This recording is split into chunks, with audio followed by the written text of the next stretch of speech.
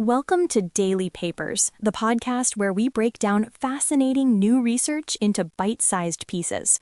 Today, we're talking about something I think we can all relate to, the stress of writing an essay for school.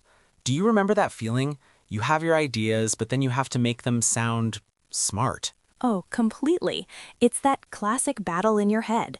Is it more important to have a brilliant argument, or is it more important to use fancy vocabulary and have perfect grammar? What gets you the better grade? Exactly. And that question gets even more serious when we look at education as a whole. It's a well-known fact that students from higher income backgrounds tend to get better scores on writing tests than students from lower income backgrounds. Which is a huge problem because those scores can affect everything from college admissions to job prospects.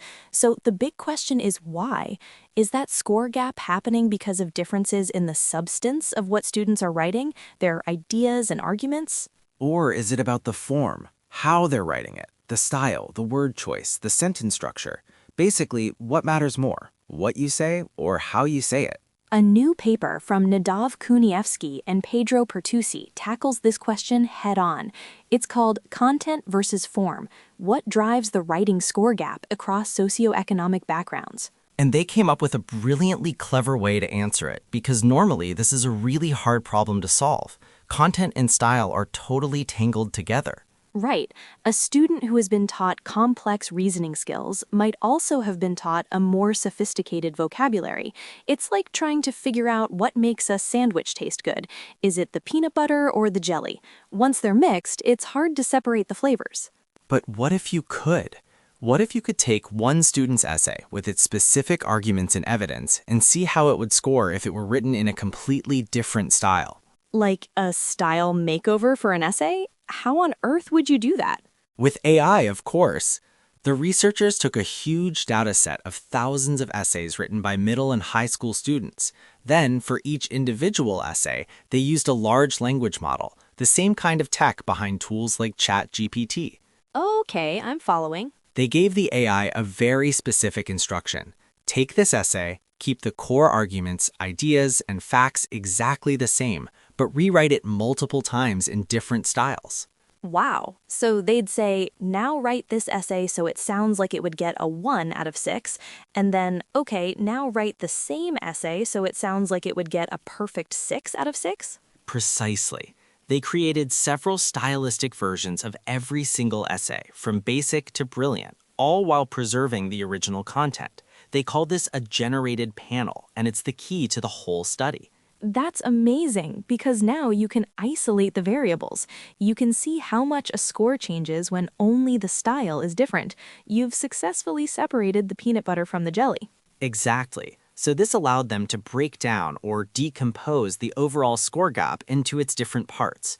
How much is due to content? How much is due to style? And they even looked at a third piece: are graders themselves applying different standards to different groups of students? Okay, so the moment of truth. After all this incredible work, what did they find? What's driving the gap? The results are really clear. They found that on average, students from high socioeconomic backgrounds scored about 0.67 points higher on a 6-point scale.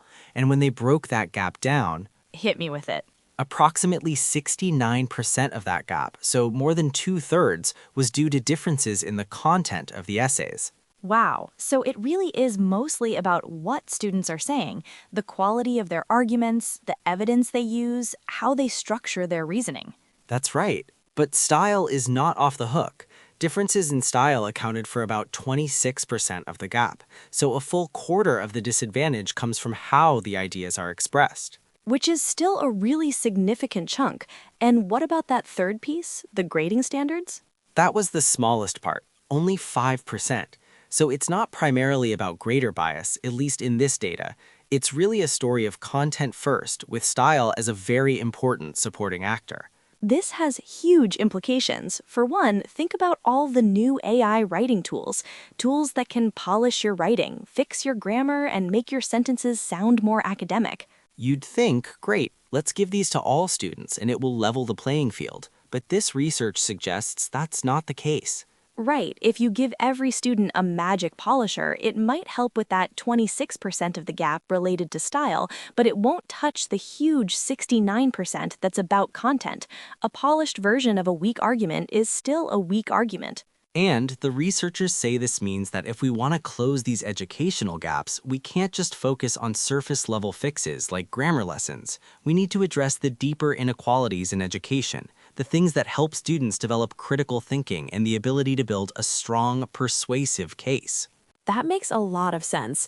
One other finding that I thought was fascinating was about what happens as students get older.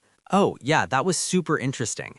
They found that in higher grades, the importance of style increases. For 6th graders, style was about 25% of the gap, but by 11th grade, it was over 40%. Which feels right, doesn't it?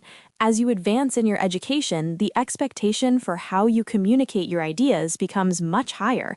It's not just about having the idea, it's about presenting it in the accepted academic way. Totally. So this paper is just a fantastic example of using new technology to answer a really old and important question. They used an LLM not as a writing tool, but as a scientific instrument. It's a powerful reminder that the biggest challenges in education are often about the foundational skills, how we learn to think, to reason, and to argue. Style is important, it gives you a real edge, but at the end of the day, the substance is what matters most. It's not just what you say, or how you say it.